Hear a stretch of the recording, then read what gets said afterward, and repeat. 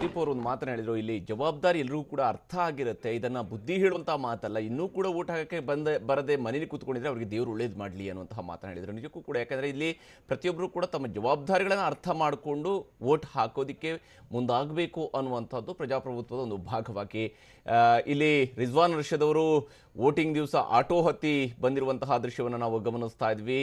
ರಿಜ್ವಾನ್ ಅರ್ಷದ್ ಅವರು vote ಮಾಡೋದಕ್ಕಾಗಿ auto ಹತ್ತಿ ಬಂದಿದ್ದಾರೆ. ಈ ಮೂಲಕ ಸಾಮಾನ್ಯ ಜನರ ಜೊತೆ ಗುರುತಿಸ್ಕೊಳ್ತಾ ಇದ್ದೀನಿ ಅನ್ನುವಂತಹ ರೀತಿಯಲ್ಲಿ ಕಾಣಿಸ್ಕೊಳ್ಳುವ ಪ್ರಯತ್ನವನ್ನ ರಿಜ್ವಾನ್ ಅರ್ಷದ್ ಅವರು ಮಾಡ್ತಾ ಇದ್ದಾರೆ. ರಿಜ್ವಾನ್ ಅರ್ಷದ್ ಈಗಾಗಲೇ ಮತ ಚಲಾವಣೆಗೆ ಆಗಮಿಸಿರುವಂತಹ ದೃಶ್ಯವನ್ನು ನಾವಿಲ್ಲಿ ನೋಡ್ತಾ ಇರುವಂತಹದ್ದು.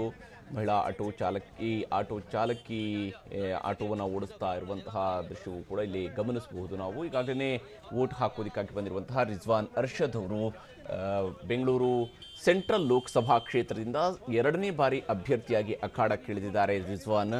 ಯಾಕಂದರೆ ಕಳೆದ ಬಾರಿ 2014ರ ಲೋಕಸಭಾ ಚುನಾವಣೆಯಲ್ಲೂ ಕೂಡ ಬೆಂಗಳೂರು ಸೆಂಟ್ರಲ್ ಲೋಕಸಭಾ ಕ್ಷೇತ್ರದಿಂದ ಕಾಂಗ್ರೆಸ್ ಅಭ್ಯರ್ಥಿಯಾಗಿ ಸ್ಪರ್ಧಿಸಿದ್ರು. ಆ ಬಾರಿ ಸೋಲುಂಡಿದ್ದಂತಹ ರಿಜ್ವಾನ್ ಈ ಬಾರಿ ಮೈತ್ರಿ ಪಕ್ಷಗಳ ಪರವಾಗಿ ಕಾಂಗ್ರೆಸ್ ಅಭ್ಯರ್ಥಿಯಾಗಿ ಚುನಾವಣಾ ಅಖಾಡಕ್ಕೆ ಇಳಿದಿದ್ದಾರೆ.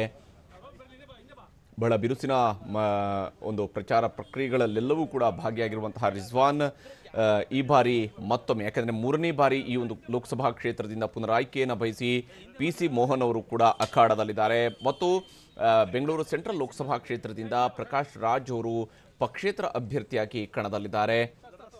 ಹೀಗೆ ಬಹಳ ಬಿರುಸಿನ ಸ್ಪರ್ಧೆ ಇರುವಂತಹ ಲೋಕಸಭಾ ಕ್ಷೇತ್ರ ಬೆಂಗಳೂರು ಸೆಂಟ್ರಲ್ ಮತಕ್ಷೇತ್ರ. ಇಲ್ಲಿ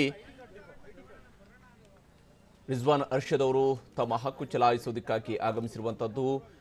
ಆಟೋದ ಮೂಲಕವಾಗಿ ಬಂದು ಆಟೋದಲ್ಲಿ ಬರೋದರ ಮೂಲಕವಾಗಿ ಜನಸಾಮಾನ್ಯರ ಜೊತೆಗೆ ಗುರುತಿಸಿಕೊಂಡಿದ್ದೀನಿ ಅಂತ ತೋರಿಸಿಕೊಳ್ಳುವಂತಹ ಪ್ರಯತ್ನವನ್ನು ರಿಜ್ವಾನ್ ಅವರು ಮಾಡ್ತಾ ಇದ್ದಾರೆ.